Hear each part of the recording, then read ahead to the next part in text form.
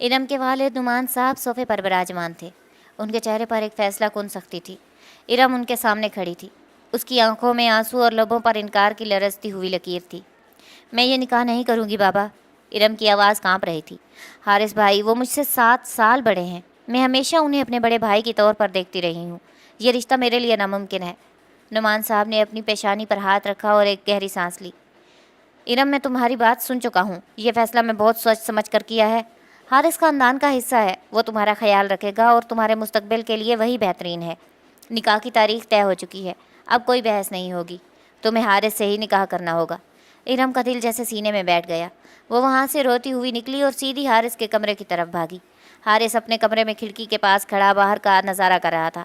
اس کے چہرے پر ایک عجیب سی فاتحانہ مسکراہٹ تھی۔ ارم دروازے پر پہنچی۔ اس کی سانسیں اکھڑی ہوئی تھیں۔ حارث بھائی، ارم نے پکارا۔ حارث مڑا۔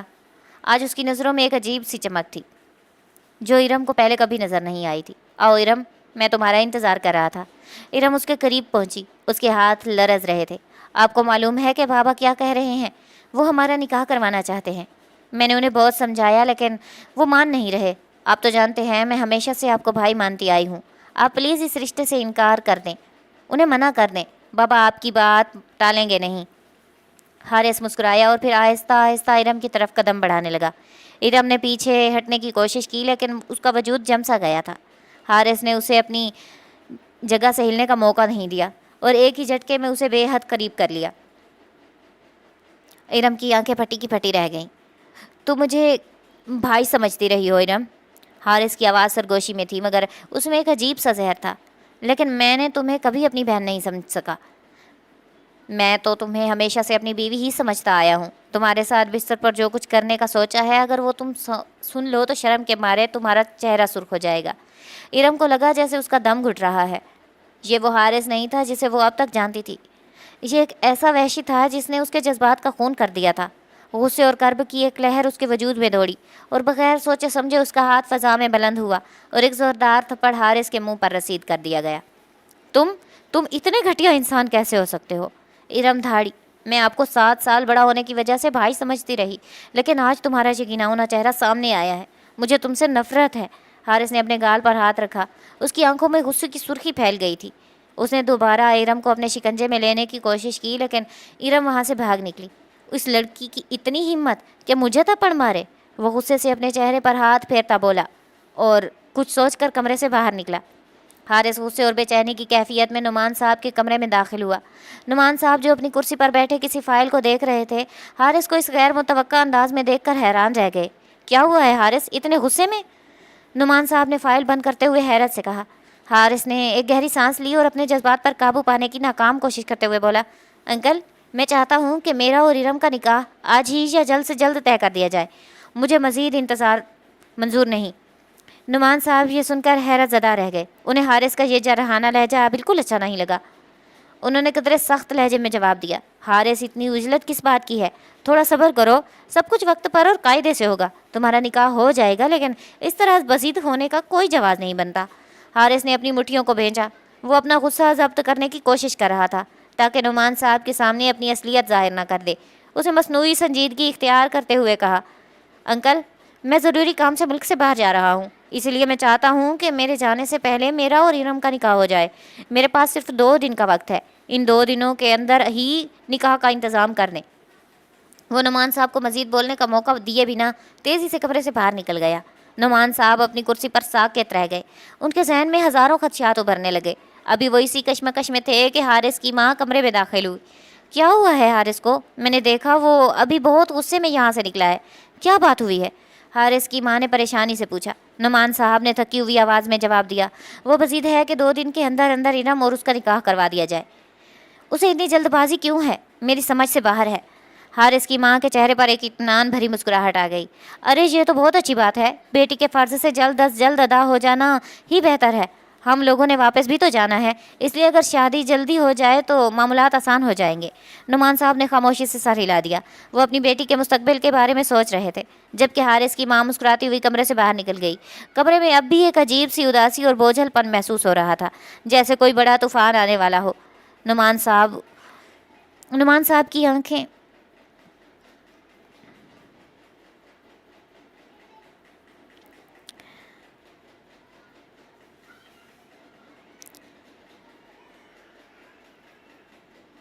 नुमान साहब की आंखों में एक अनजाना डर था, मगर शायद वो तकदीर के हाथों मजबूर थे, या फिर हारिस की बातों के सहर में खो चुके थे। 2 दिन गुजर गए। घर में निकाह की तैयारियां अरूज पर थीं, मगर इरम की दुनिया उजड़ चुकी थी। वो अपने कमरे में बैठी ज़ारो कतार रो रही थी। उसका वजूद कांप रहा था। उसे ऐसा महसूस हो रहा था जैसे उसका सांस लेना भी मुहाल हो चुका हो। तभी कमरे का दरवाज़ा खुला और हारिस की माँ बेगम नुसरत अंदर दाखिल हुई। उनके हाथों में एक भारी सुर्ख रंग का निकाह का जोड़ा था, जिस पर सुनहरी काम चमक रहा था। इरम बेटा, ये देखो तुम्हारे लिए कितना खूबसूरत जोड़ा लाई हूँ, बेगम नुसरत ने नरमी से मुस्कुराते हुए कहा, जैसे उन्हें इरम की जहनी अजियत का कोई अंदाज़ा ही न हो। मेहंदी वाली बाहर आ चुकी है, जल्दी से ये जोड़ा पहन लो और मेहंदी लगवा लो। आज तुम्हारा बड़ा दिन है, ऐसे उदास चेहरा लेकर मत बैठो। इरम ने अपनी सुर्ख आंखें उठाकर उन्हें देखा। उसका दिल चाह रहा था कि वो उनके कदमों में गिरकर अपनी जान बख्शी मांग ले। खाला प्लीज़, आप तो मेरी माँ जैसी हैं। आपको तो पता है मैं इस रिश्ते से कितनी खौफजदा हूँ। अगर आप मेरी माँ की जगह हैं तो इस निकाह को रुकवा दें, मुझे इस इंसान से बचा ले। बेगम नुसरत के चेहरे पर एक लम्हे के लिए लर्ज़िश आई, लेकिन फिर उन्होंने अपनी मुस्कुराहट को मसनूई सख्ती में बदल दिया। बेटा, अब बहुत देर हो चुकी है, सारी तैयारियां मुकम्मल हो चुकी हैं, मेहमान घर में आ चुके हैं। अगर तुमने ये बात पहले कही होती तो शायद मैं नुमान भाई से कुछ कह सकती थी, लेकिन अब सब कुछ बदल चुका है। मैं अपने भाई का सर महफिल में नहीं झुका सकती। इरम की आवाज़ चीख में बदल गई। तो क्या आप मेरा घर उजड़ता हुआ देखेंगी? क्या आपको अपने भाई का वक़ार मुझसे ज़्यादा अजीज़ है? बेगम नुसरत ने उसे बाजुओं से पकड़ कर उठाया। उनका लहजा अब ज़्यादा पुरज़्म था। तुम्हें तैयार होना पड़ेगा इरम, ये ख़ानदान की इज़्ज़त का सवाल है। देखो, मैं तुम्हारे साथ हूँ। मैं वादा करती हूँ कि तुम पर कभी कोई ज़्यादती नहीं होने दूँगी। हारिस जो भी है अब तुम्हारा शौहर बनने वाला है, वो तुम्हारा ख्याल रखेगा। बस तुम खुद को उसके निकाह के लिए तैयार कर लो, रोना धोना बंद करो। इरम उनके कंधे पर सर रखकर गिड़गिड़ा कर रोती रही, लेकिन बेगम नुसरत का दिल पत्थर हो चुका था। वो उसे बेबसी की हालत में छोड़कर कमरे से बाहर निकल गई। इरम का रोना जैसे हवा में तहलील हो गया था। थोड़ी ही देर बाद मेहंदी वाली कमरे में दाखिल हुई, जिसने उसके इनकार के परवाह किए बगैर उसके हाथों पर गहरे रंग की मेहंदी रचाना शुरू कर दी। इरम का वजूद एक पत्थर की मूरत बन चुका था। वो अपनी तकदीर के हाथों इस कदर मजबूर थी कि अब उसमें लड़ने की सकत भी नहीं रही थी। मेहंदी लगने के बाद पार्लर वाली लड़कियां आईं। जैसे जैसे वक्त गुजरता रहा था, उसका हुलिया एक ऐसी दुल्हन में ढल रहा था जैसे खुद अपनी तकदीर पर इख्तियार न था। जब पार्लर वाली ने आखिरी बार आईने में इरम को देखा तो वो खुद हैरत से दंग रह गई। इरम इस वक्त किसी शहजादी से कम नहीं लग रही थी। उसने गहरे सुर्ख रंग का एक ऐसा जोड़ा पहन रखा था जिस पर चांदी और सुनहरी तारों की जुड़ाव कढ़ाई थी, और टांका जैसे किसी हुनरमंद के हाथों का शाहकार हो। लिबास के दामन में लगे मोती और कटदान उसकी हर हरकत पर एक धीमी सी झनकार पैदा कर रहे थे। मेकअप आर्टिस्ट ने उसकी आंखों को गहरे काजल और सिल्वर स्मोकी शेड्स से सजाया था, जिसने उसकी उदास आंखों को एक अजीब सी सहर अंगेज गहराई दे दी थी। लबों पर लगी गहरी सुर्ख लिपस्टिक उसके चेहरे की जर्दी को छुपाकर एक ऐसी कशिश दे रही थी जिससे नज़र हटाना मुमकिन न था। बालों का नफीस जूड़ा ताज़ा सफ़ेद गुलाबों के गजरों से सजा हुआ था, और कानों में झूमर वाले भारी कुंडल उसकी गर्दन के हुस्न को मज़ीद निखार रहे थे। वो इतनी हसीन लग रही थी कि आईने में खुद को देखकर उसका अपना दिल दहल गया। लेकिन ये हुस्न उसकी ज़िंदगी का सबसे बड़ी सितम ज़रीफ़ी थी। कमरे का दरवाज़ा खुला और बेगम नुसरत अंदर दाखिल हुई। वो इरम को सुर्ख जोड़े में देख कर रुक गईं। उनकी आंखों में एक लम्हे के लिए जज्बाती चमक आई, मगर फिर वो अपने मखसूस लहजे में बोली, वाह, आज तुम मेरी इरम किसी हूर से कम नहीं लग रही। हारिस तो तुम्हें देखकर अपना होश ही खो बैठेगा। इरम ने कोई जवाब नहीं दिया, बस उसकी निगाहें झुकी हुई थीं। उसका दिल चाह रहा था कि वो इन तमाम जेवरात और भारी जोड़े को नोच कर फेंक दे, लेकिन वो खामोश रही। कुछ ही देर में नुमान साहब कमरे में दाखिल हुए। अपनी बेटी को दुल्हन के रूप में देखकर उनकी आंखें नम हो गईं। उन्होंने इरम का हाथ थामा और उसे लाउंज की तरफ ले चले। लाउंज मेहमानों और रोशनियों से जगमगा रहा था। हारिस भी वहीं बैठा उसको आता देखकर मुस्कुरा रहा था। जब इरम की नज़रें उस पर पड़ी तो उसके जिस्म में एक सर्द लहर दौड़ गई। हारिस ने जब उसे देखा तो उसकी आंखों में मोहब्बत की जगह एक वहशियाना मलकियत का गरूर था। काजी साहब की आवाज़ गूंजी। जब रजामंदी का वक्त आया तो इरम का वजूद कांप उठा। उसका हालत खुश्क हो चुका था। हारिस की नज़रें उस पर गड़ी हुई थीं। وہ اس کے لبوں سے نکاح کے الفاظ سننے کے لیے بے چین تھا۔ نعمان صاحب کی سخت نظریں بھی اسی پر تھیں۔ ارم نے لرزتے ہوئے اپنے والد کی طرف دیکھا، پھر حارث کی طرف، اور بالآخر اس نے سر جھکا کر اپنی شکست تسلیم کر لی۔ قبول ہے۔ اس کے منہ سے یہ الفاظ نکلے تو گویا اس کی سانسیں ٹوٹ گئیں۔ جیسے ہی نکاح کے کاغذات پر دستخط ہوئے، حال میں مبارکباد کی آوازیں گونجنے لگیں۔ حارث کے ہونٹوں پر ایک ایسی شیطانی مسکراہٹ ابھری جس سے ارم کی روح تک کانپ گئی۔ وہ اب ایک ایسا بندھن بن چکی تھی جسے توڑنا موت سے زیادہ مشکل تھا۔ اس کی خوبصورتی جو اس وقت اپنے عروج پر تھی، اب اس کی اپنی زندگی کی قید کی علامت بن چکی تھی۔ نکاح کی تمام رسومات بالآخر اپنے اختتام کو پہنچی تھیں۔ مہمان رخصت ہو چکے تھے اور گھر میں ایک بوجھل سی خاموشی چھا گئی تھی۔ رسم کے مطابق ارم کو سجا سنوار کر حارث کے کمرے میں بھیج دیا گیا تھا۔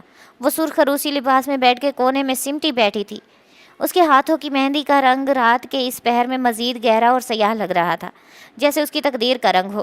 وہ خاموش تھی، لیکن اس کی آنکھوں سے گرنے والے آنسو اس کے کرب کی داستان سنا رہے تھے۔ وقت گزرتا گیا۔ دیوار پر لگی گھڑی کی ٹک ٹک اس کے دل کی دھڑکنوں کو تیز کر رہی تھی۔ رات کے 2 بج چکے تھے۔ کمرے میں موجود خوشبو جو کبھی اسے پسند تھی، اب اسے دم گھٹنے پر مجبور کر رہی تھی۔ وہ اسی طرح بیڈ پر بیٹھی روتی رہی۔ اس کا ہر آنسو اس کے ٹوٹے ہوئے خوابوں کی گواہی دے رہا تھا۔ کمرے کے باہر سے قہقہوں اور ہنسی کی آوازیں آ رہی تھیں۔ حارث اپنے دوستوں کے ساتھ محفل جمائے بیٹھا تھا۔ اس کے لیے یہ ایک فتح کا جشن تھا، جبکہ ارم کے لیے یہ اس قید کا پہلا مرحلہ تھا۔ پھر اچانک کمرے کے دروازے پر دستک ہوئی اور ایک بھاری قدموں کی چاپ سنائی دی۔ دروازہ کھلا اور حارث اندر داخل ہوا۔ کمرے میں داخل ہوتے ہی اس نے دروازہ اندر سے بند کر دیا، جس کی آواز ارم کے اعصاب پر ہتھوڑے کی طرح لگ رہی تھی۔ حارث نے کمرے کے بیچوں بیچ کھڑے ہو کر ارم کو دیکھا، جو ابھی بھی سرخ سر جھکائے رو رہی تھی۔ وہ آہستہ آہستہ چلتا ہوا بیڈ کی طرف بڑھا۔ اس کے جوتوں کی آواز کمرے کے سناٹے کو چیر رہی تھی۔ ارم کا جسم لرز اٹھا۔ اس نے اپنے آپ کو مزید سمیٹ لیا۔ جب حارث بیڈ کے قریب پہنچا تو اس نے ارم کے چہرے پر پڑا ہوا گھونگھٹ ایک جھٹکے سے ہٹا دیا۔ ارم کا چہرہ آنسوؤں سے بھیگا ہوا تھا۔ حارث نے ایک فاتحانہ مسکراہٹ کے ساتھ ارم کی طرف دیکھا، جس میں اس کا خوف، اس کی بے بسی اور اس کی بربادی کا مکمل ادراک شامل تھا۔ حارث نے ارم کے قریب آ کر اس کی ٹھوڑی سے پکڑا اور سر اٹھاتے ہوئے فاتحانہ انداز میں کہا، کیا ہوا؟ تم تو لڑنے کے لیے آئی تھی، لیکن دیکھو آج تم میری ملکیت بن کر میرے ہی کمرے میں بیٹھی ہو، اور بہت جلد میں تمہیں اس گھر اور سب سے دور لے جاؤں گا جہاں صرف میں اور تم ہوں گے۔ حارث کے چہرے پر ایک عجیب سی مسکراہٹ تھی، جبکہ ارم اس کے سامنے ساکت تھی۔ اس نے کچھ نہیں کہا، بس اپنا چہرہ جھکائے رکھا، جبکہ اس کی آنکھوں سے گرم آنسو مسلسل بہہ کر اس کے گالوں کو بھگو رہے تھے۔ حارث نے اچانک اس کا ہاتھ چھوڑ کر اسے خود سے دور جھٹکا اور ایک گہری سانس لی۔ چینج کرو اور سو جاؤ، وہ غصے سے کہتا ہوا خود ڈریسنگ روم میں بند ہو گیا۔ ارم نے حیرت سے اسے جاتے ہوئے دیکھا۔ وہ سمجھ نہیں پا رہی تھی کہ آخر اسے ہوا کیا تھا۔ جو شخص اب تک غصے میں تھا، وہ اچانک ڈریسنگ روم کی طرف کیوں چلا گیا؟ خاموشی سے وہ اٹھی، اپنا جوڑا نکالا اور واش روم میں بند ہو گئی۔ فریش ہونے کے بعد وہ آ کر بستر پر لیٹ گئی اور تھکن اور صدمے کے باعث جلد ہی نیند کی وادیوں میں اتر گئی۔ ارم کے سو جانے کے بعد حارث کمرے میں واپس آیا۔ وہ خاموشی سے بیڈ کے پاس آیا اور ارم کو سوتا ہوا دیکھ کر اس کے بالکل قریب آ کر لیٹ گیا۔ اس نے اپنا ہاتھ ارم کے چہرے پر رکھا اور اسے غور سے دیکھنے لگا۔ اس کی آنکھوں میں وحشت نہیں بلکہ ایک عجیب سی تڑپ تھی۔ بہت محبت کرتا ہوں میں تم سے، اتنی کہ میں خود کو مار دوں، اس نے سرگوشی میں کہا، لیکن تمہیں اپنی دسترس میں لانے کے لیے مجھے یہ سختی اختیار کرنی پڑی تھی، کیونکہ تم آسانی سے ماننے والی عورت ہو ہی نہیں۔ وہ اس کے چہرے پر آئے بکھرے بالوں کو پیچھے ہٹا کر بولتا رہا۔ اس نے ارم کی پیشانی پر محبت کا پہلا بوسہ دیا، گویا اپنے جرم کی مہر ثبت کر رہا ہو۔ پھر اسے اپنے حصار میں لے کر سونے کی کوشش کرنے لگا۔ وہ بار بار آنکھیں کھول کر اسے دیکھتا۔ اپنے پہلو میں اپنی پسندیدہ عورت کو پا کر بھی وہ اپنے جذبات سخت کنٹرول کیے ہوئے تھا۔ بالآخر اس نے اپنے لب بھینچے اور اپنی آنکھیں موند کر سونے کی کوشش کرنے لگا۔ وہ جلد ہی وہ بھی نیند کی وادیوں میں اتر گیا۔ اگلی صبح جب ارم کی آنکھ کھلی تو کمرے میں ہلکی سی دھوپ بکھری ہوئی تھی۔ اس نے پہلو بدلا مگر بیڈ پر وہ اکیلی تھی۔ حارث وہاں موجود نہیں تھا۔ وہ اٹھ کر واش روم گئی اور خود کو فریش کیا تاکہ اپنے چہرے سے رات بھر کے رونے کے نشانات مٹا سکے۔ جب وہ واپس کمرے میں آئی تو سامنے کا منظر دیکھ کر ٹھٹک گئی۔ حارث کمرے میں موجود تھا اور ایک چھوٹی سی میز پر ناشتے کی ٹرے سجا کر بیٹھا تھا۔ وہ خاموشی سے پلیٹوں کو ترتیب دے رہا تھا۔ ارم اسے حیرت اور الجھن سے دیکھتی رہی۔ یہ سب کچھ اس کے لیے بالکل غیر متوقع تھا۔ اس نے غصے سے بھرپور لہجے میں کہا، تمہیں میرے لیے یہ سب کچھ کرنے کی کوئی ضرورت نہیں ہے، مجھے تمہارا یہ دکھاوا نہیں چاہیے۔ حارث نے کوئی جواب نہیں دیا۔ اس کے چہرے پر وہی پراسرار مسکراہٹ تھی جو ارم کو اندر تک بے چین کر دیتی تھی۔ اس نے کرسی کی طرف اشارہ کیا اور نرم لہجے میں بولا، ناشتہ کر لو، تمہارا غصہ مجھ سے ہے، ناشتے سے نہیں، اسے ٹھنڈا مت ہونے دو۔ ارم نے لاچاری اور کرب کے ملے جلے احساس کے ساتھ ناشتہ کیا۔ وہ حارث کے ساتھ ایک لمحہ بھی مزید نہیں گزارنا چاہتی تھی۔ ناشتہ ختم ہوتے ہی اس نے حارث کو مکمل طور پر نظر انداز کیا اور کمرے سے باہر نکل گئی۔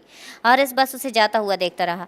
ارم سیدھی اپنے والد نعمان صاحب کے پاس گئی جو لاؤنج میں بیٹھے اخبار پڑھ رہے تھے۔ اس نے اپنے باپ کے قریب جا کر ان کے کندھے پر سر رکھ دیا جیسے وہ اپنے کھوئے ہوئے تحفظ کو دوبارہ ڈھونڈ رہی ہو۔ تھوڑی ہی دیر گزری تھی کہ حارث بھی وہاں آ گیا اور ایک صوفے پر اطمینان سے بیٹھ گیا۔ تبھی حارث کی والدہ بھی وہاں آ پہنچی۔ بیگم نصرت نے بات شروع کی، حارث بیٹا، تم یہاں کیا کر رہے ہو؟ تمہارے بابا ابھی بس پہنچنے ہی والے ہیں، ہم یہاں نعمان بھائی کے ساتھ وقت گزارنا چاہتے ہیں۔ تمہارا اب یہاں کیا کام؟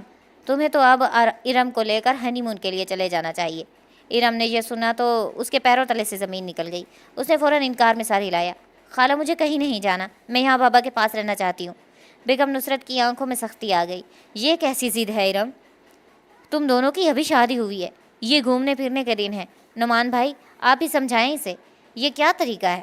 نعمان صاحب جو اب تک خاموش تھے انہوں نے ارم کی طرف دیکھا اور سنجیدگی سے کہا، ارم بیٹا، خالہ ٹھیک کہہ رہی ہیں، ابھی تمہارے نئے رشتے کی شروعات ہے، تمہیں حارث کے ساتھ جانا چاہیے، یہ وقت دوبارہ نہیں آئے گا۔ والد کے اصرار اور خالہ کے غصیلے لہجے نے ارم کو مزید بولنے کا موقع نہ دیا۔ وہ بے بس ہو کر رہ گئی تھی۔ اس نے نہ چاہتے ہوئے بھی حارث کے ساتھ جانے کے لیے تیار ہونا پڑا، جبکہ حارث کے چہرے پر ایک فاتحانہ مسکراہٹ کھیل رہی تھی۔ اسے معلوم تھا کہ اب ارم اس کے حساب سے مزید دور نہیں رہ سکے گی۔ گھر میں ہنی مون کے لیے جانے کی تیاریاں زور و شور سے جاری تھیں۔ ارم کا دل تو نہیں تھا، مگر باپ کے حکم اور خالہ کی سختی نے اسے مجبور کر دیا تھا۔ وہ ایک بہروز سی کیفیت میں اپنا سامان پیک کر رہی تھی۔ جب وہ ایئرپورٹ پہنچی اور پھر جہاز میں بیٹھی تو اس کا چہرہ کسی پتھر کی طرح سپاٹ تھا۔ حارث نے خاموشی توڑنے کی کئی بار کوشش کی، کبھی وہ کسی بات پر مسکرا کر ارم سے رائے مانگتا، کبھی سفر کی سہولت کے بارے میں پوچھتا، لیکن ارم کا رد عمل وہی تھا۔ وہ اسے سختی سے جھٹک دیتی، کبھی منہ پھیر لیتی اور کبھی بہت تلخ اور سخت جملے بول کر اسے خاموش کروا دیتی۔ مجھ سے بات کرنے کی کوشش مت کریں، آپ کو معلوم ہے کہ میں آپ سے کتنی نفرت کرتی ہوں، ارم نے جہاز کی سیٹ سے بیٹھتے ہوئے کرخت لہجے میں کہا۔ حارث اس کے جواب میں کچھ نہیں کہتا، بس ایک گہری نظر ڈال کر خاموش ہو جاتا۔ ارم کو اس کی یہ خاموشی حیران بھی کر رہی تھی اور بے چین بھی۔ اسے یاد تھا کہ شادی سے پہلے حارث کتنا منہ پھٹ اور غصیلا تھا، وہ ہر بات کا جواب دیا کرتا تھا، مگر آج وہ اس کے تلخ جملے ایسے سہ رہا تھا جیسے کسی نے اسے کوئی سبق پڑھا دیا ہو۔ ارم سوچتی، آخر یہ بدل کیوں گیا ہے، یہ مجھ سے لڑ کیوں نہیں رہا؟ لیکن پھر وہ ان خیالات کو جھٹک دیتی، شاید یہ بھی اس کی کوئی نئی چال ہوگی۔ وہ لوگ ملک سے باہر اس شہر پہنچ گئے جہاں حارث کے والد اپنے کاروبار اور رہائش کے سلسلے میں مقیم تھے۔ وہ ایک شاندار اور وسیع و عریض گھر تھا جہاں حارث اپنے والدین کے ساتھ رہا کرتا تھا، مگر ارم کے لیے یہ سب اجنبی تھا۔ گھر پہنچ کر ارم اپنے کمرے میں چلی گئی اور اپنے بیگ سے اپنا ڈریس اور ضروری سامان نکالنے لگی۔ اس نے خود کو حارث سے دور رکھنے کا تہیہ کر دیا تھا۔ وہ ابھی اسی کشمکش میں تھی کہ حارث دروازے پر کھڑا اسے دیکھ رہا تھا۔ اس بار بھی حارث نے بس ایک پرسکون نظر اس پر ڈالی اور کمرے سے باہر چلا گیا۔ ارم کو اس کا یہ بدلتا ہوا روپ مزید الجھن میں ڈال رہا تھا۔ وہ سوچنے لگی کہ کیا یہ واقعی بدل چکا ہے یا یہ اس کی اس نئی زندگی کا کوئی گہرا اور خوفناک منصوبہ ہے جسے وہ ابھی سمجھنے سے قاصر ہے۔ وہ حارث سے بچنے کے لیے خود کو کمرے کے کاموں میں، گھر کے کاموں میں مصروف کرنے لگی تاکہ اس سے بات کرنے کا کوئی موقع ہی نہ ملے۔ حارث نے خاموشی سے اپنے اور ارم کے لیے کھانا بنایا۔ ارم کھانا تیار ہے، آ جاؤ، حارث نے پکارا۔ ارم کمرے سے باہر آئی اور حارث کی طرف دیکھے بنا ہی ڈائننگ ٹیبل پر بیٹھ گئی تھی۔ وہاں موت سی خاموشی تھی، سردی کے باعث دونوں کی سانسیں گہری ہو رہی تھیں۔ ڈائننگ ٹیبل پر کھانا لگا ہوا تھا۔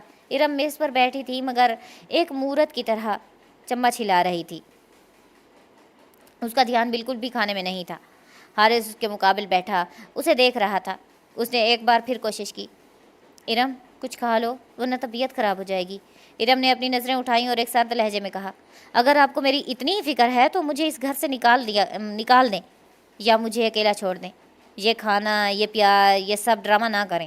آپ نے تو لفظ بھائی کا بھی پاس نہ رکھا، جو لڑکی آپ کو بھائی بولتی تھی اسی سے نکاح کر لیا، شرم آنی چاہیے آپ کو۔ حارث نے ایک لمبی سانس لی، چمچ پلیٹ پہ رکھا اور خاموشی سے اپنی کرسی کھینچ کر اٹھ گیا۔ وہ جانتا تھا کہ اس وقت کوئی بھی بات کرنا فضول ہے۔ ارم نے بھی مزید کچھ نہیں کہا اور غصے سے بھری ہوئی سیدھی اپنے کمرے میں چلی گئی۔ کچھ دیر بعد حارث اپنے کمرے میں آیا۔ اس نے دیکھا ارم دیوار کی طرف منہ کر کے لیٹی ہوئی تھی۔ حارث بغیر کوئی شکایت کیے ایک طرف لیٹ گیا اور اپنی آنکھیں موند لی۔ کمرے میں صرف ان کی سانسوں کی آواز تھی جو ان کے درمیان موجود خلیج کو مزید گہرا کر رہی تھی۔ اگلی صبح سورج کی کرنیں کمرے میں داخل ہوئیں تو حارث پہلے ہی جاگ چکا تھا۔ وہ تیار تھا اور ارم کو بیڈ پر سوتا ہوا دیکھ رہا تھا۔ اس نے ارم کو نرمی سے جھنجھوڑا، ارم اٹھو، آج ہمیں شہر کے اس مشہور تفریحی مقامات پر جانا ہے، میں نے سب کچھ طے کر لیا ہے۔ ارم نے ایک جھٹکے سے خود کو چھڑایا اور بیڈ پر اٹھ کر بیٹھ گئی۔ اس کے چہرے پر نیند سے زیادہ غصہ تھا۔ آپ کو میری بات سمجھ نہیں آتی کیا؟ آپ کو صاف صاف کہا تھا کہ مجھ سے دور رہیں۔ آپ کو یہ زبردستی کرنے کی عادت کب چھوٹے گی؟ حارث نے اپنی مسکراہٹ برقرار رکھی، حالانکہ اس کی آنکھوں میں تکلیف تھی۔ بدتمیزی کرنے سے کچھ نہیں بدلے گا ارم، تمہیں تیار ہونا پڑے گا، یہ سب تمہارے لیے ہی کر رہا ہوں۔ آپ بہت گھٹیا انسان ہیں، ارم چلائی۔ اس نے پاس پڑا پانی کا گلاس اٹھا کر فرش پر دے مارا۔ میں نہیں جاؤں گی چاہے کچھ بھی ہو جائے۔ حارث نے ارم کے قریب آ کر اس کا بازو مضبوطی سے پکڑا، مگر اس کا لہجہ پھر بھی پرسکون تھا۔ بہت ہو گیا ارم، تمہارا غصہ، تمہاری تلخی میں نے سب برداشت کیا، اب میری باری ہے، تم تیار ہوگی اور میرے ساتھ چلو گی، یہ میرا فیصلہ ہے۔ ارم نے اسے جھٹکنے کی پوری کوشش کی، وہ اسے برا بھلا کہتی رہی، لیکن حارث نے اسے زبردستی ڈریسنگ روم کی طرف دھکیلا۔ وہ اسے آئینے کے سامنے کھڑا کر کے خود اس کے لیے جوڑے کا انتخاب کر رہا تھا۔ ارم کی آنکھوں میں آنسو تھے، اس کا پورا جسم غصے سے کانپ رہا تھا، مگر حارث کا عزم اٹل تھا۔ اس نے ارم کے لیے خود زیورات نکالے اور اسے تیار ہونے پر مجبور کیا۔ جب ارم تیار ہو کر باہر نکلی تو وہ پہلے سے بھی زیادہ حسین لگ رہی تھی، مگر اس کی آنکھوں کی آگ نے اس حسن کو ایک عجیب سا خنک دے دیا تھا۔ حارث نے اس کا ہاتھ تھاما۔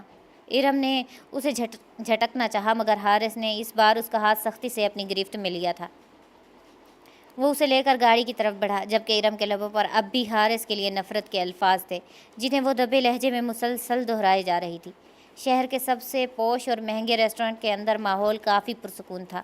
چھت سے لٹکتی ہوئی مدھم روشنیاں میز پر پڑے کرسٹل کے برتنوں سے ٹکرا کر ایک عجیب سی چمک پیدا کر رہی تھی۔ وہاں ہلکی سی وائلن کی دھن چل رہی تھی۔ ارم میز کے کنارے پر کرسی کا سہارا لیے بیٹھی تھی۔ اس کا سراپا، اس کی اداسی اور اس کے چہرے پر موجود وہ بیزاری، ہر چیز حارث کو ایک گہری چوٹ پہنچا رہی تھی۔ حارث، جو اس وقت سفید قمیص میں ملبوس تھا، بار بار اپنی نظریں ارم پر ڈال رہا تھا، اس امید میں کہ شاید اس کا چہرہ کچھ نرم پڑ جائے، مگر ارم کی نگاہیں کھڑکی کے باہر گزرتی گاڑیوں پر جمی تھیں۔ ارم، کیا تم کچھ اور آرڈر کرنا چاہو گی؟ شاید تمہیں یہ کھانا پسند نہ آیا ہو، حارث نے اپنی آواز کو جتنا ممکن ہو سکا نرم رکھتے ہوئے پوچھا۔ ارم نے کوئی جواب نہیں دیا، صرف ایک سرد آہ بھری۔ حارث نے اپنے آپ کو سمجھایا، صبر حارث، یہ سب وقت کی بات ہے، اسے وقت دو۔ اس نے ایک لمحے کے لیے سوچا کہ شاید کچھ ٹھوس اقدامات کی ضرورت ہے۔ وہ کرسی سے اٹھا اور کچھ کہے بنا ریسٹورنٹ کے مرکزی دروازے کی طرف بڑھ گیا۔ ارم نے اس کے جانے کو نوٹ کیا، مگر اس کی آنکھوں میں تجسس نہیں بلکہ صرف لاتعلقی تھی۔ تقریباً 10 منٹ گزرے۔ حارث واپس لوٹا تو اس کے ہاتھوں میں سرخ گلابوں کا ایک بہت بڑا گلدستہ تھا۔ اس گلدستے کی خوشبو ریسٹورنٹ کی فضا میں پھیل گئی۔ اس نے بڑی عقیدت سے وہ گلدستہ اپنی میز پر رکھا اور ایک بار پھر ارم کے مقابل آ کر بیٹھ گیا۔ ریسٹورنٹ کے دوسرے کونوں میں بیٹھے لوگ اب متوجہ ہو رہے تھے۔ کچھ لڑکیاں کانا پھوسی کر رہی تھیں۔ حارث نے گلدستے کو ارم کی طرف سرکایا۔ اس کی آنکھوں میں ایک التجا تھی۔ ارم، میں جانتا ہوں کہ تم مجھے کبھی اس طرح نہیں دیکھ سکیں گی جیسے میں تمہیں دیکھتا ہوں، لیکن کیا ہم ایک نیا صفحہ نہیں کھول سکتے؟ تم میری زندگی ہو اور میں تمہیں اس طرح روتے ہوئے نہیں دیکھ سکتا، پلیز اسے قبول کر لو۔ حارث کے الفاظ میں ایک سچی تڑپ تھی، مگر ارم کے لیے وہ الفاظ محبت کے نہیں تھے۔ اس کے کانوں میں حارث کی وہی باتیں گونجنے لگی جو اس نے شادی سے پہلے کی تھیں۔ اسے وہ دن یاد آیا جب اس کا باپ اسے زبردستی اس شخص کے حوالے کر رہا تھا۔ اسے وہ رات یاد آئی جب حارث نے اس کی عزت کو پامال کرنے کا سوچا تھا۔ غصے کا ایک لاوا اس کے اندر ابل پڑا۔ محبت؟ ارم کے لبوں پر ایک طنزیہ مسکراہٹ آئی۔ وہ دھیرے سے اٹھی اور اس کی حرکت میں ایک ایسی درندگی تھی جو حارث کو بھی ہلا کر رکھ گئی تھی۔ اس نے گلدستے کو مضبوطی سے تھاما اور پھر پوری قوت کے ساتھ اسے فرش پر دے مارا۔ دھڑام! گلدستے کے ٹوٹنے کی آواز موسیقی پر بھاری پڑ گئی، سرخ گلاب بکھر گئے، پورا ریسٹورنٹ ساکت ہو گیا، ویٹرز رک گئے، لوگ اپنی اپنی میزوں سے اٹھ کر انہیں دیکھنے لگے۔ یہ ہے تمہاری محبت، ایرم چیخ رہی تھی، اس کے جسم کا ہر عضو غصے سے کانپ رہا تھا۔ تمہاری ہر چیز نقلی ہے حارث، تم نقلی جذبات، نقلی محبت اور نقلی وعدوں کے سہارے مجھے قید رکھنا چاہتے ہو۔ تم نے مجھے وہ کچھ کرنے پر مجبور کیا جس سے مجھے نفرت ہے۔ کیا تمہیں لگتا ہے کہ چند پھول پھینک کر تم میرے دل کا درد مٹا دو گے؟ تم ایک وحشی ہو اور ہمیشہ رہو گے۔ لوگ اب ویڈیو بنا رہے تھے۔ حارث کے چہرے کا رنگ پیلا پڑ گیا تھا۔ اس کے لیے شرمندگی سے زیادہ یہ دکھ تھا کہ ایرم اسے اس طرح سب کے سامنے ذلیل کر رہی تھی۔ اس کے گرد و پیش میں موجود لوگ اسے ایک ظالم شوہر کی نظر سے دیکھ رہے تھے۔ حارث نے اپنی آنکھیں بند کر لی۔ وہ جانتا تھا کہ اگر اس نے اس وقت زبان کھولی تو بات بگڑ جائے گی۔ وہ خاموشی سے اٹھا۔ اس نے اپنی جیب سے بل ادا کرنے کے لیے پیسے نکالے، جبکہ ایرم وہاں سے دوڑ چکی تھی۔ وہ سڑک پر نکل آئی۔ باہر ٹھنڈی ہوا چل رہی تھی، لیکن اس کے اندر کی آگ ٹھنڈی نہیں ہو رہی تھی۔ وہ بھاگ رہی تھی۔ اس کا عروسی لباس اب بھی اس کے ذہن میں ایک بوجھ تھا۔ حارث اس کے پیچھے تھا۔ وہ اسے روکنے کی کوشش کر سکتا تھا، وہ اسے زبردستی گاڑی میں بٹھا سکتا تھا، مگر اس نے ایسا نہیں کیا۔ وہ بس اس کے پیچھے ایک فاصلے پر چل رہا تھا۔ وہ ایک پارک کے قریب جا کر رک گئی۔ اس کے قدم لڑکھڑا رہے تھے۔ حارث نے قریب پہنچ کر اسے پکارا، ایرم رک جاؤ، لوگ دیکھ رہے ہیں۔ تم کیوں خود کو اور مجھے اس طرح رسوا کر رہی ہو؟ ایرم مڑی، اس کی آنکھوں میں نفرت کے آنسو تھے۔ رسوا؟ میں نہیں، تم رسوا کر رہے ہو۔ تم نے مجھے اس حال تک پہنچایا ہے۔ اگر تمہارے اندر تھوڑی سی بھی غیرت ہے تو مجھے گھر چھوڑ دو، مجھے تمہارے ساتھ ایک لمحہ بھی نہیں گزارنا۔ حارث اس کے سامنے آ کر کھڑا ہو گیا۔ اس کی نظریں نیچی تھیں، وہ اب بھی خاموش تھا۔ اسے لگ رہا تھا کہ اس کی ہر بات، ہر دلیل ایرم کے غصے کے سامنے ریت کی دیوار ہے۔ اس نے ایک گہری سانس لی اور بہت آہستہ سے بولا، ٹھیک ہے، اگر میری موجودگی تمہیں اتنی تکلیف دیتی ہے تو میں دور چلا جاتا ہوں، لیکن یاد رکھنا ایرم، میں تمہاری حفاظت کے لیے ہمیشہ تمہارے پیچھے رہوں گا۔ حارث مڑا اور اپنی گاڑی کی طرف چلا گیا۔ ایرم وہیں سڑک کے کنارے کھڑی رہی۔ اس کا دل زور زور سے دھڑک رہا تھا۔ وہ خود بھی نہیں جانتی تھی کہ اس نے کیا کیا، مگر اسے سکون ملا تھا۔ حارث کے جانے کے بعد اسے اپنی تنہائی کا احساس ہوا اور اچانک اس کے اندر کا سارا غصہ آنسوؤں کی شکل میں بہہ نکلا۔ وہ وہاں فٹ پاتھ پر بیٹھ گئی اور رات کے سناٹے میں اسے صرف اپنی سسکیاں سنائی دے رہی تھیں۔ حارث گاڑی میں بیٹھ کر اسے دیکھ رہا تھا۔ اس کا دل کر رہا تھا کہ وہ باہر نکلے اور اسے گلے لگا لے، لیکن اسے معلوم تھا کہ ایرم ابھی اس کے لیے تیار نہیں۔ وہ اپنی گاڑی کو سٹارٹ کر کے تھوڑے فاصلے پر کھڑا ہو گیا تاکہ وہ ایرم کو اکیلا دیکھ سکے۔ رات گہری ہو رہی تھی، سڑک پر ٹریفک کم ہو گئی تھی۔ ایرم اب آہستہ آہستہ چلنا شروع ہو چکی تھی۔ حارث کی گاڑی آہستہ آہستہ اس کے ساتھ چل رہی تھی۔ یہ ایک ایسا عجیب سفر تھا جس میں دو روحیں ایک دوسرے کے قریب ہونے کے باوجود میلوں دور تھیں۔ ایرم کو احساس تھا کہ حارث اس کے پیچھے ہے اور یہ احساس اسے مزید تڑپا رہا تھا۔ کیا یہ محبت تھی یا محض ایک انا کی جنگ؟ ایرم کو اس سوال کا جواب نہیں معلوم تھا، مگر وہ جانتی تھی کہ جس لمحے اس نے وہ گلدستہ پھینکا تھا، اس نے اپنے اور حارث کے درمیان ایک ایسی دیوار کھڑی کر دی تھی جسے گرانا اب ناممکن تھا۔ وہ دونوں آخر کار گھر پہنچے۔ ایرم بھی بغیر کچھ بولے اپنے کمرے میں چلی گئی۔ وہ رات ایک بار پھر خاموشی، آنسوؤں اور حارث کی اس تڑپ کے نام رہی جو اسے ایرم کے کمرے کے باہر کھڑا کر دیتی تھی، مگر اندر جانے کی ہمت نہیں دیتی تھی۔ وقت کا کام تھا گزرنا اور وہ گزرنے لگا تھا۔ حارث ایرم کی ہر چھوٹی بڑی ضرورت کا حد سے زیادہ خیال رکھنے لگا تھا۔ صبح ناشتے کی میز سے لے کر رات کو سوتے وقت تک حارث کی نگاہیں ایرم کی ہر حرکت پر مرکوز رہتی۔ کبھی وہ اسے پسندیدہ پھول لا کر دیتا، کبھی باہر گھومتے ہوئے اس کا آرام کا خیال رکھتا، کبھی اسے ٹھنڈ سے بچانے کے لیے خود اپنی چادر اس کے کندھوں پر ڈال دیتا۔ وہ ہر ممکن کوشش کرتا کہ ایرم کے ہونٹوں پر مسکراہٹ آ سکے، مگر ایرم کا رویہ اب بھی یک بستہ تھا۔ وہ حارث کی موجودگی میں ابھی اسے غیر محسوس کر دیتی۔ نہ وہ اس سے بات کرتی، نہ اس کی طرف دیکھتی اور نہ ہی اس کے لیے کیے گئے کسی کام پر شکریہ ادا کرتی۔ وہ کمرے میں ہوتی مگر جیسے وہاں کوئی موجود ہی نہ ہوا۔ لیکن ایرم کے اس رویے نے ایک ایسی کیفیت پیدا کر دی تھی جو خود ایرم کے لیے ناقابل فہم تھی۔ شادی کے ابتدائی دنوں میں جب وہ حارث سے نفرت کرتی تھی تو اسے حارث کی وہ نظریں جو ہر وقت اس کے تعاقب میں رہتی تھیں بری لگتی تھیں۔ اسے یاد تھا کہ جب وہ آئینے کے سامنے کھڑی ہوتی یا لاؤنج میں بیٹھی ہوتی تو اسے حارث کی تپتی ہوئی نگاہیں اپنے پشت پر محسوس ہوتی تھیں۔ وہ نظریں اسے ایک عجیب سی الجھن میں مبتلا کر دیتی تھیں، مگر سچ تو یہ تھا کہ وہ ان نظروں میں موجود توجہ کو اندر ہی اندر انجوائے بھی کرتی تھی۔ اسے یہ محسوس ہوتا تھا کہ کوئی ہے جو اسے اتنی شدت سے چاہتا ہے۔ تب وہ فوراً اپنے اس خیال کو جھٹک دیتی اور خود کو کہتی کہ یہ سب ایک وحشی کا غرور ہے۔ محبت نہیں ہے، مگر اب حالات الٹ چکے تھے۔ حارث نے اپنی نظریں ہٹا لی تھیں۔ وہ اب ارم کو ویسے نہیں دیکھتا تھا۔ وہ اب بھی خیال تو رکھتا تھا، مگر اس کی نگاہوں میں وہ ملکیت والی شدت اور وہ بے چین چاہت غائب ہو چکی تھی۔ وہ اب ارم کے سامنے سے ایسے گزر جاتا جیسے وہ وہاں موجود ہی نہ ہو۔ یہ عدم موجودگی ارم کے لیے ایک نئی اور عجیب تکلیف بن چکی تھی۔ اب جب حارث سے اسے نہیں دیکھتا تھا تو ارم کو کمرے میں ایک خالی پن سا محسوس ہوتا تھا۔ اسے وہ بھاری پن، وہ خاموشی، توجہ جو کبھی اسے قید لگتی تھی، اب کہیں نہ کہیں محسوس ہونے لگی تھی۔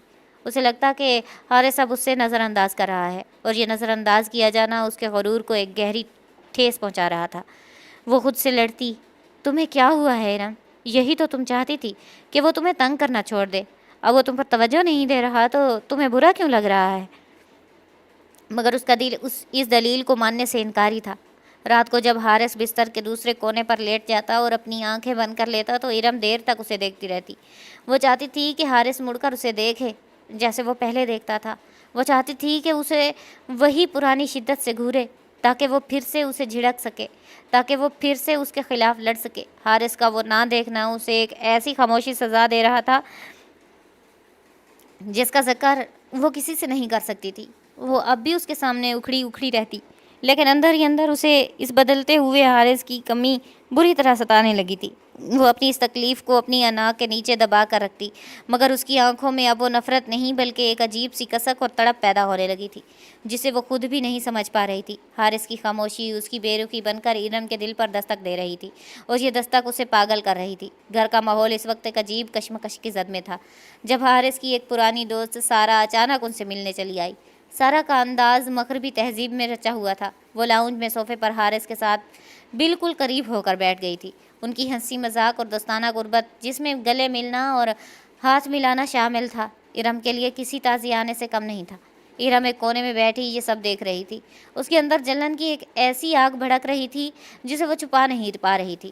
اس کا دل چاہ رہا تھا کہ وہ اٹھے اور سارہ کو وہاں سے دھکا دے دے، مگر اس نے اپنے غصے کو دانت پیس کر ضبط کیا۔ سارہ کے جانے کے بعد ارم کا صبر کا بندھن ٹوٹ گیا۔ وہ تیزی سے حارث کے سامنے آئی۔ اس کی آنکھیں غصے سے سرخ تھیں۔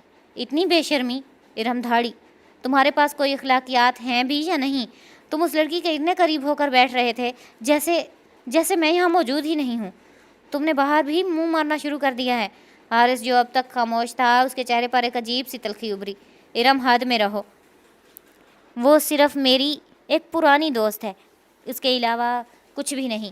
تم جانتی ہو کہ میرے دل میں تمہاری جگہ کوئی نہیں لے سکتا۔ ارم کا غصہ مزید بڑھ گیا۔ خاموش رہو، تم نے ہمیشہ مجھے دھوکہ دیا ہے۔ میں تمہیں بھائی مانتی تھی، تم نے میری عزت کے ساتھ کھیلا، نکاح کا ڈرامہ کیا۔ اب تم یہ کہہ رہے ہو کہ تم ایک گھٹیا انسان ہو۔ یہ جملہ جیسے حارث کے صبر کی آخری بندھن کو توڑ گیا۔ وہ ایک جھٹکے سے ارم کے قریب آیا اور اس کے کندھوں کو مضبوطی سے جھنجھوڑا۔ اس کے چہرے پر پہلی بار اتنی شدت کا غصہ تھا۔ بہت ہوا ارم، میں بس برداشت کر سکتا ہوں، سب برداشت کر سکتا ہوں، لیکن اپنے کردار پر انگلی اٹھانا میں برداشت نہیں کروں گا۔ حارث کی آواز گونج رہی تھی۔ سنو، میں تم سے شادی سے پہلے بھی محبت کرتا تھا۔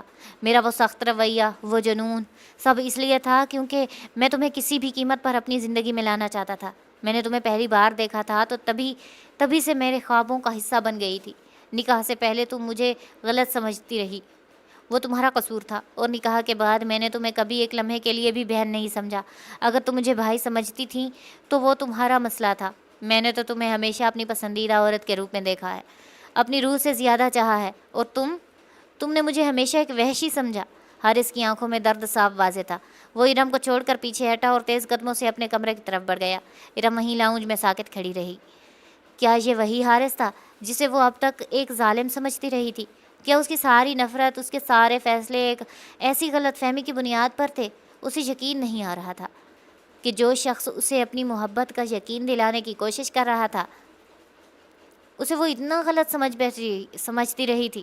وہ لرزتے قدموں کے ساتھ حارث کے کمرے کی طرف بڑھی۔ اندر حارث اپنا سامان پیک کر رہا تھا۔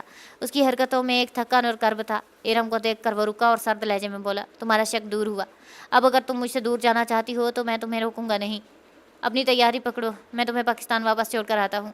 اگر تم مجھ سے علیحدگی یا طلاق چاہتی ہو تو میں وہ بھی دینے کے لیے تیار ہوں۔ میرے لیے تمہاری خوشی، تمہاری آزادی، میری اس محبت سے زیادہ اہم ہے۔ جو میں تمہیں کبھی نہ دے سکا۔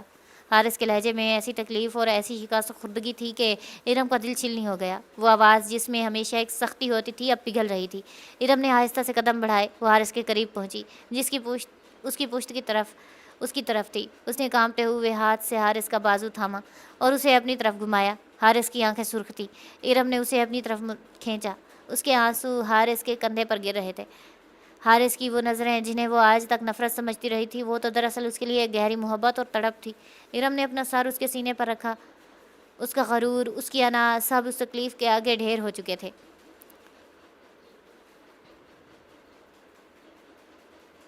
کمرے میں موجود خاموشی اتنی گہری تھی کہ ان دونوں کے دلوں کی تیز ہوتی دھڑکنیں واضح سنائی دے رہی تھی۔ ارم نے حارث کا ہاتھ تھاما ہوا تھا، اس کی انگلیاں حارث کی کلائیوں پر لرز رہی تھیں۔ حارث جو کچھ لمحے قبل طلاق کی بات کر کے خود کو مکمل طور پر ختم کر چکا تھا، اب ارم کے اس اچانک قریب آنے پر ساکت تھا۔ ارم کی آنکھوں میں اب وہ نفرت نہیں تھی، بلکہ ایک شدید قسم کی جلن اور ملکیت کا احساس تھا۔ وہ حارث کے سامنے کھڑی تھی، اس کا سانس سکڑا ہوا تھا اور اس کے ذہن میں وہی منظر گردش کر رہا تھا جہاں سارا حارث کے قریب، اتنے قریب بیٹھی تھی۔ تم سارا کے اتنے قریب کیوں بیٹھے تھے؟